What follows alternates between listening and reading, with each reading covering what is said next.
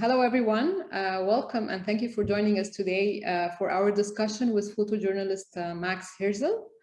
Thank you, Max, for joining us.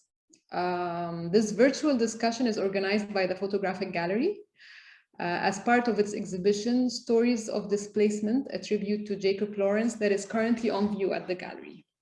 Let me start with an introduction about the gallery. So the Photographic Gallery was founded in 1991 and was formerly known as the Sony Gallery for Photography. It is now located in the New Cairo campus of the American University in Cairo. And it is part of the Department of Journalism and Mass Communications of the School of GAP. Under normal circumstances, we offer a public program of exhibitions, educational projects, workshops, and talks around the academic year. And we showcase photography works by young, emerging, and established local and international artists, as well as students.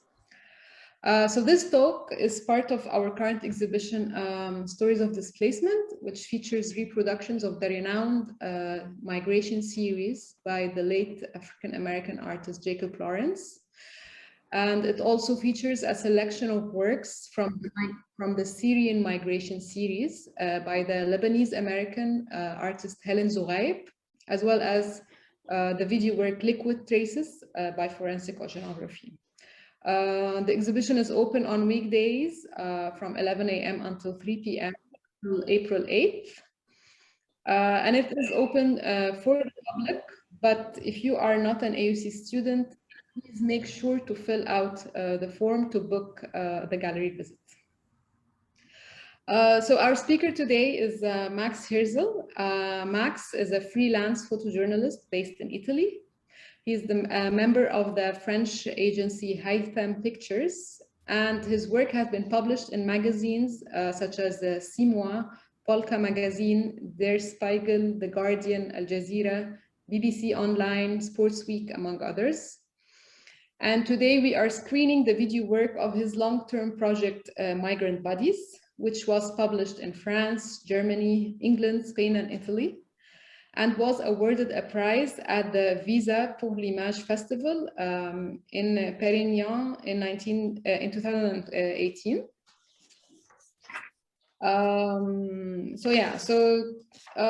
Before we start the screening, let's give a bit of context about the film and about the coverage of the migration crisis in the mainstream media. So let me ask you first, Max, how is the migration crisis typically portrayed in the mainstream media? Firstly, good evening. Thank you for inviting me. Miss Al Noor, I would like to speak Arabic, but my Arabic is not enough. Thank you. It's a pleasure for me to be with you. So the representation, I would like firstly to distinguish between the work done by many photographers and colleagues and journalists and photojournalists and video makers about migration. There are really many work, great work. There is a great documentation about that. It's not missing the documentation about migration. On the contrary. Other things is the representation of that. For the representation, we have three kinds of problem. One is the propaganda. I mean, unfortunately, the migration topic, when the media talk about migration topic, are never talking just about migration topics. It's always a political topic and electoral topics. Many politicians, not just in Italy, in all Europe, are using since a year the topic of migration to get votes, to get the people afraid about migration. So this is the first problem, and it is a big problem about the representation. The second one is about the system of media and the crisis of media. Since years, the media are depending by the sponsor, by advertising. And the marketing say the people want short news, want spectacularization, want news that they can read quickly, and want the news are or black or white, very simple. But this is not good to explain the complexity of reality. The reality is complex, not just migration, but migration is complex topic. But if you want to tell the complexity as photographer, but also as journalist, you need space. And often there is not the space to explain to the people really well this complexity. The third problem is the overload of information, of images. And this overload make the people used to see. And when you see always the same, always so many images, and often are the same kind of images. I mean, about migration, we are used to see a lot of images about rescue in the sea and detention center and the border and the Balkanian route. I mean, it's normal that the images normally are quite the same. So the people after a while, they don't see anymore. And it's difficult to get the people moved and to stop the people and to make the people make reflection about that. So these three problems, I mean, we could talk 1 hour for each of these three problems, but all in the whole representation make a distortion. I mean, now is more important the perception of reality than the reality. So it's not easy. It's not easy to work in this media. Okay, so okay, if we are going to elaborate on just one point from the three problems that you just explained, how does this representation affect the public attitude towards migrants and refugees in Europe? Can you tell us a bit more about this? In one side, there is the people is afraid. This is caused especially by the propaganda. I mean, the people is afraid about the invasion. They are afraid to lose the work, to lose the identity. And maybe most of these people maybe never talk with the migrant, never was eating with the migrants, but they think to know. Maybe even if they don't know in reality. And the other things are to say then in the representation, mostly never is connected with the motivation, with the causes of migration. I mean, they are talking about migration and they are talking about the causes and the motivation, but often separating. And so there is also is not connecting with the responsibility, European responsibility, I mean. So the perception of many people is that, for example, the death of the people that I was treating in my work is something that comes as a natural tragedy where there are not responsibility, but it's not like this. I mean, there is a clear responsibility. The death of many migrants is caused by the European laws. It's quite clear. I would like to make an example about that. In the images, you will see a boat about the shipwreck. The worst shipwreck in the Mediterranean Sea was in 18 April 2015. About 800 people died in this occasion. Was incredible, and the media was calling this boat as the boat of innocence.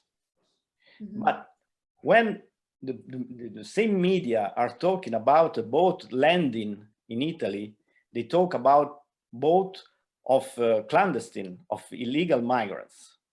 So you see the hypocrisy. I mean, or these people are criminals and illegal migrants, for me not, or are innocent.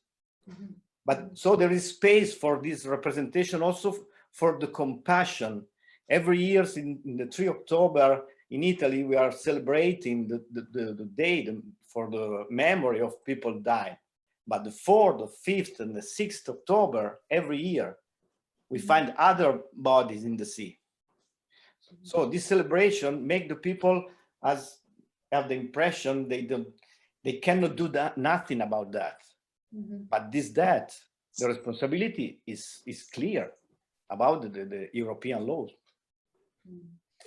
Yes, I remember you shared with me a figure. You said that over 30 years there were over 40,000 deaths. Yeah, it's not easy to get the exact number, but yeah, it's absolutely clear that now more than 40,000 in 30 years, at least 40,000 people, and 40,000 people. We can try to 40,000 people. We are talking about young people, and we can imagine how many was child, how many children was, some thousand for sure. But the attention, the media doesn't give the attention on that, because otherwise the people say, no, this is not possible. For me, this is not possible. It's crazy. It's totally crazy. It's something that we should not accept. We could use the word with all the difference that you want, but we could use the word Holocaust. I mean, 40,000 people dying just moving, just because they moved, as all the humanity did in century of years. I mean, it's normal. The people that need move. We know that they move. We know how they live and how is the trip. So we know that some of them, many of them, will die. So we cannot talk about a natural tragedy. We cannot talk about the emergency. 30 years is not an emergency. We know everything. So we should want to stop that. True. Yeah, it's not a natural situation anymore. It's a situation that no one wants to do anything about. Yeah, exactly. Well, okay. Can you explain to us how your approach is different from the mainstream representation of the crisis, the one that you've used in the film that we're about to see? Yeah, I don't know. I mean, when I started this project, I didn't know. It's true that since a year, I was trying to think how can I find the key to show in other way, to change the people perspective to watch these topics. But I didn't know before to make this work that maybe was in this work, maybe I reached this objective. I mean, I think it's just because it's a corner. I documented a corner that was not so documented. So at the end, the images are quite different from mostly of the images the people is used to see. But I didn't know. I realized that when I exposed for the first time the work, because when you publish in a magazine, you don't know the reaction of people. But when you expose, when there is an exhibition, you see the reaction of the people. And there I said, maybe in this case, because the people was really shocked, and they say, I didn't know. Maybe also because that topics make the people can identify themselves with the migrants. It's not possible. It's more difficult that you identify yourself with the people in a boat in the Mediterranean Sea for an Italian guy. No, so I think is that. But I think it's important for a photographer, if you see that the system of media is like this, to think and to try a way to move the people. So maybe to change the corner, to change your way to see, a way to represent the things, to move something else. So to be a little bit different, not because I think I'm better than other photographers. There are many photographers they did great job about, but I think just is is a different corner. Some people called this work like surgical photography. So it's really a corner not so documented. I think it's that. Okay, well, let's watch the film now. I'm going. It's a 13 minutes long film, and it's a silent film. And I'll share my screen now. So just a second. Can you see the film? Yeah. Okay. Yes. There is no sound because it's prepared for to be shown in exposition. So it's just text and pictures. Okay.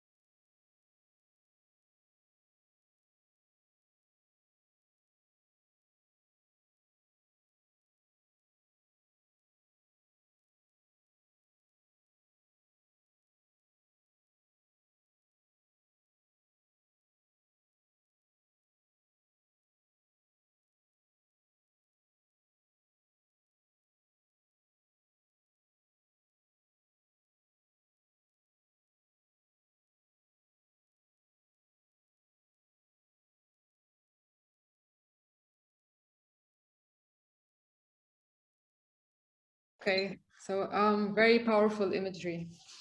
Great work. Maybe without music, I don't know, because it's prepared for a.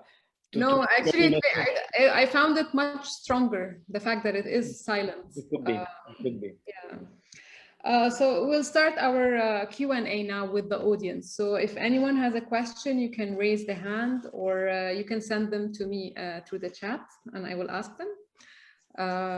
So I'll start by, I have a question. So were these photos published in the news outlets, and what kind of outlets? Printed newspapers or? What different magazine in Italy? Not so much, I have to say. Okay. I don't know why. What was published well in the Spiegel in Germany made a great multimedia work about that. Was nice because you know, when you work with the magazine with this quality, where the people treat your work in this way, is nice, because I think they take more than amounts to edit all the work with text and with images and short video, and was great. And then in France was Polka magazine and Six Mois, and for me was really a good satisfaction, because are two magazines that I like. There are not so many magazines that make a really great job with the picture. There is always less space for the picture. I think it's for that also that in this moment many photographers are looking for other channel to show the work. Mm-hmm. For the problem of space that I told before, when a photographer make a work during 2 years, 3 years, maybe 10 years, there is some subject that is during really a lot, and then maybe it's published in 3, 4, 5, 6 picture and 2, 3 pages, and it's not enough to get deep in depth in the work. But it's like this: the system is in crisis, and the work are many, because there are many good photographers. So there is really a lot of material, but always less newspaper and magazine that give space. So it's a problem. It's a good moment for the photography. I mean, there is a lot of energy and young people making great work, but it's not easy to find a space. Yeah. Okay. And since this is a highly politicized subject in Italy, and you've taken these pictures in Italy, have you ever been censored or not allowed into certain spaces? No, I don't know. In Italy was published a part of this work, a part made in Senegal. Mm-hmm. I think was because this work was more or less 2.5 years, but it's made by different and parallel story. So they choose the piece because was I think for them easier to communicate something, choosing a piece, a story that is a part of this this work. I think no censoring. I don't think. Maybe they think that is too much. Maybe they say this too much because it is connected with what I was saying before about the responsibility. Mm-hmm. So maybe it's not the ideal for some newspaper to show that for their public. It's not censoring, but it's choosing. I think it's choosing. Yeah. So they're like censoring by omission, if we can say. Yeah, omission. Then there is also the case because the magazine are few. They received many material, so it's like this. I mean, yeah. Yeah, we don't hear about it at all from the Egyptian side. I know that Egypt is like an important spot for crossing the Mediterranean, but we don't see much coverage. No, for that also, for me, it's very nice. And because now we are making a book on this work. And I think I talked already with some people in Tunisia. I would like really, and I think we will do a presentation of the book in Tunisia. For me, it would be really important because it's this connection. I think not just to sell the book, but to connect this part. No, I think I would like really. Okay, I agree. Okay, we have a question from Ronnie. Professor Ronnie Close teaches photography at the university. And so please, Ronnie, ask your question. Okay. Hello, Max. Can you hear me okay? Yeah. Hello, Ronnie. Nice to meet you, really. Nice to meet you. And thank you for, sharing your work with us.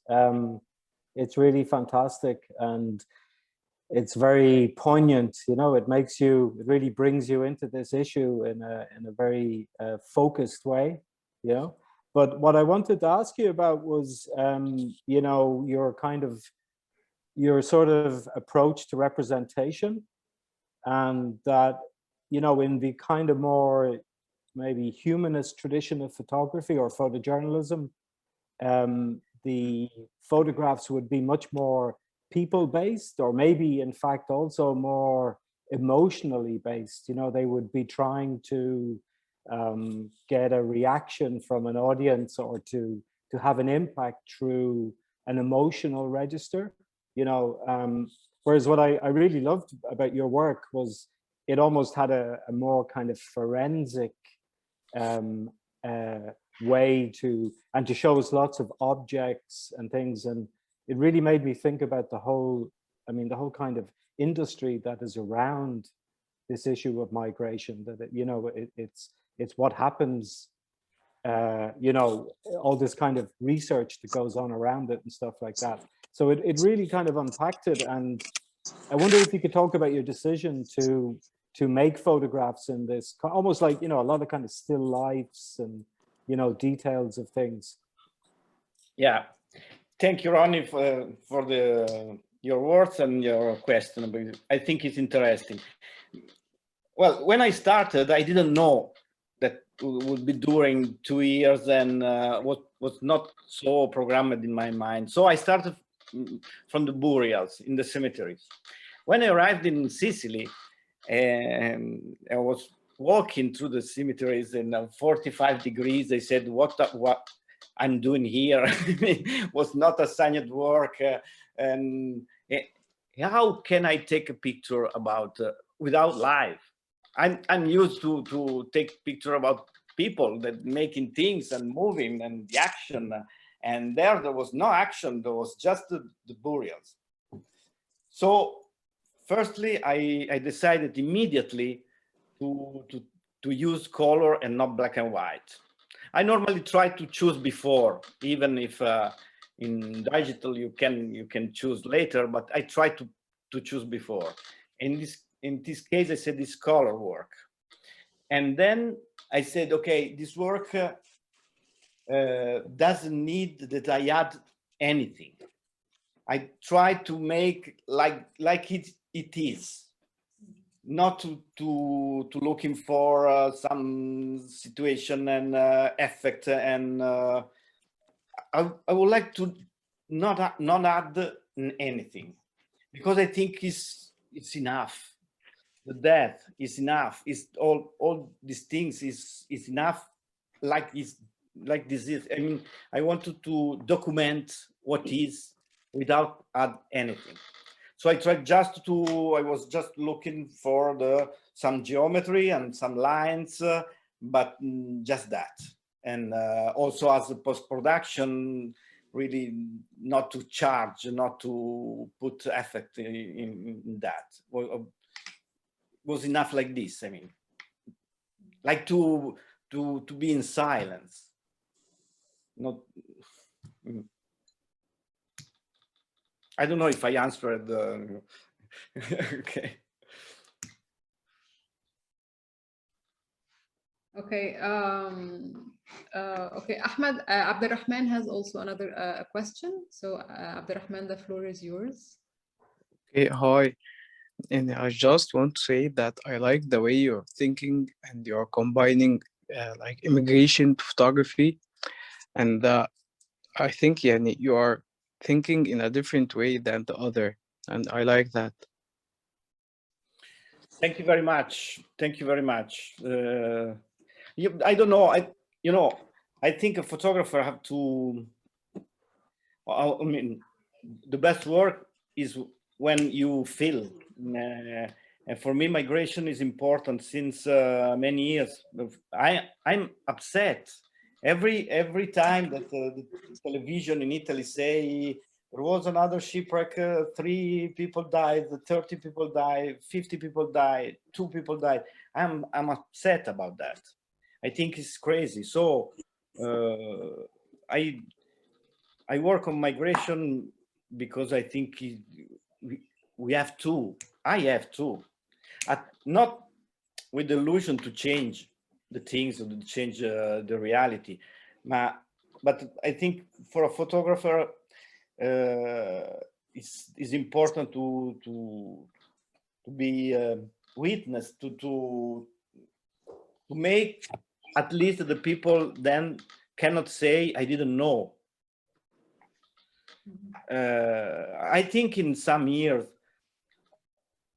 I hope it will be finished all this that, and there will be some people asking to us where did you, what did you do when was happened that, what all you European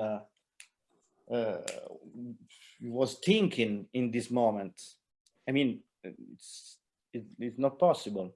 So thank you for your words. I think we have to document and we have to feel the situation, to understand the situation, try to document. Can you walk us through your process a bit? You say you like longer term projects. Can you tell us a bit about this as a photojournalist? Your methodology of work in general. A lot of our participants are students of photography and photojournalism, so this will be interesting to share with them. Listen, it's difficult. I mean, in one side, we have to sell the picture. In our work, also to live to sell the picture. Yeah. And so it's depending. I collaborate with an agency in France. So sometimes they ask to make work assigned. Normally it's always interesting. All is interesting because in this case I go in places and I touch some topics that maybe I never choose. It is always interesting to understand things and to. I remember once was assigned to follow a big CEO of a big bank and a word that I don't know. It is really far from me, but was really interesting. Go there, then I say maybe we are in the hand of crazy people. But anyway, it was interesting to watch this situation. But when I can choose, I think it's nice always to try to follow your own way in your own style. Especially now, we are many photographers. So especially when there's a young photographer, try to watch the other and watch the big photographer, and there are also some trend and in this period is working this kind of picture and to try to make it the same. But I think it's important to follow your interest. So I try to choose. I like to work about migration, but also on the, for example, of mental disease, because I like people with mental disease. I mean, I feel well with them. I'm interested. So I try to for me, it's quite easy to be near because you have to be near, not just physically, and also with the mind. You have to to be near to your subject. So I try when I can to work on my subject, and maybe I don't ask some newspaper, you are interested on this, on that. I try to follow my way. So in this case, and separate the work that I choose and the other work that maybe I don't choose, but shorter, and that you are more sure that you publish. Maybe in the mind, I don't know if when I started this work, I didn't know if some was interested on that. Then after 2 years and a half, okay, they started to publish it, but I didn't know. But was my interest to go there, and so I try to, yes, I think it's important to find your way mentally and also as a style. And so it's easier that then the people can recognize, it's him, it's his way to work. That's valuable advice for future photojournalists to pursue their passion. Yeah, because then some people say, no, you're young, no, you stop this work, there is not space, there is not money. It's true, but it's also not true. Yeah. I mean, if you do a good job, you can get some result, and then you cannot choose. If you are a photographer, you have to take picture. I mean, we cannot avoid to do that. It's clear it's a passion also for the people that make conflict picture, and it's clear it's not money because they have not paid a lot. So it's just a passion that move. So if you are like this, you are a photographer, you have to take picture, and you have to try to find your way. Okay, let me ask, I have one last question myself, and then I'll see if the audience has more questions. Could you tell us a little bit about the migration crisis today, or since the onset of the pandemic? Because we don't see much coverage now about anything really other than the COVID-19 pandemic. So yeah, it's worse for two reasons. One reason is that the attention of the media is all on the pandemic. I mean, if I watch the TV in the evening in Italy, 85% is about the pandemics. So the attention of the people is there. So there is no attention on other things. And so Europe, I think, because you have to know, unfortunately, I was reading the last report of an important organization called Fondazione Migrants, that every year make a report about the situation of refugees in Europe, not just in Europe. It's clear the result. The result is that the European direction is not to help people. The first thing is there is always more people that need to move, and there are always less people that is welcomed in Europe. So the direction, the politics direction of Europe is not to help people, but to make less people than possible to enter in Europe. I think they take advantage also by the COVID.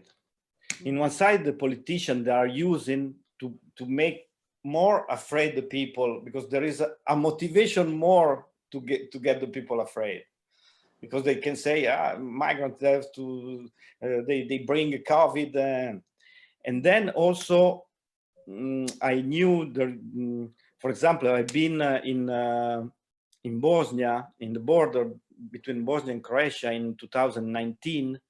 The situation was really bad. The Croatian police, they stop the people, they beat them, they take the phone, they take the shoes, and they send them back. Now the situation is worse. I mean, I knew through other colleagues that the level of violence is much more. I think they know that the COVID cover everything, So the people doesn't care about, so they take advantage, and the level of violence, also of kind of humiliation on these guys, really also minors, many minors, and it's illegal, it's illegal. I mean, Europe cannot reject minors, but they do. I think the COVID cover also that. So it's not nice. I mean, it's quite worse than before. Yeah, I imagine it will keep getting worse with the borders are closed and even more strict now. So yeah, sure. Okay, does anyone else have any questions? Oh, okay, we have a question from Noura El Morsi. Noura, please ask your question. Yes, hello. First of all, I want to say that I love your work and I love like how you presented it in a very unique way. So I wanted to know your perspective on like how do you see like when a picture, and how do you say that it's unique? Like what makes a picture unique in your perspective? No, sorry, I didn't understand because there is the audio not working very well. I didn't understand the question. Like what do you think makes a picture unique in your perspective? I didn't understand a word. What makes a picture unique? How do you decide? Unique. No, because okay, unique. A big question. Thank you, Noura. Is right, Noura. Nice, Yes. nice name, Noor. This important word for a photographer. Good question. We need another hour.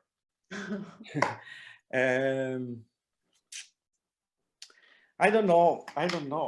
I think we could talk about. You know, there is a book in Italian is La Camera Chiara. How it's called a book about philosophy of the photography. It's talking about the punctum. It's called the punctum. The punctum is the things that make a picture unique. But sometimes you don't know why. I mean, you see that this picture have a punctum, but you don't know really. Sometimes it's a case. Sometimes it's just a movement. Maybe you make a serious picture really near each other, but there is one of this. It's quite the same. Maybe a person was moving just one small respect of the other, but in this one you say you feel something, you feel an emotion, and so I think it's a mix of things. Is eye, is the emotion, is sometimes is a case. Is I think it's magic. It's the photography is like this power, but it's really difficult to say one thing that make a picture unique. It's the punctum, but the punctum could be really different. But you see there is. I don't know if it's a good answer, but it's really difficult to answer. But nice question anyway. Better the question than the answer, for sure. Okay, I think we'll need to wrap this up because we're running out of time. So I'd like to thank you, Max, for sharing your video work with us and for this fruitful discussion. And also, sorry, Roland Barthes, because I was for Roland Barthes is this book in Italy is La Camera Chiara, so the white room. I don't know if this is like this the title, but it's very nice, and I really suggest you, Noura, to read this book because it's talking much better than me about the punctum and what make the picture unique. So thanks again, Max, and thanks to all who have joined. And as I said, this webinar will be available on our YouTube channel and on the AUC website soon. And finally, I'd like to remind you of our next event that is related to the exhibition, which is a virtual panel discussion entitled Framing a Familiar Past and Present, our quest for safety and freedom, with panelists Nora Naidzilski and Dr. Belachu Gerberwold, and visual artist Helen Zogaib, who is with us today in this talk as well. The discussion will take place over Zoom at 5 p.m. tomorrow Cairo time. And so if you have registered already, you will receive an email with the link to join tomorrow. And I will post the link to the registration form here in the chat as well if you wish to register. So thank you again, and I hope to see you all tomorrow. Thank you. Thank you, Dina. Thank you, Ronnie. Thank you all. Okay. Thank you. Okay. Bye-bye. Bye-bye. Thank you.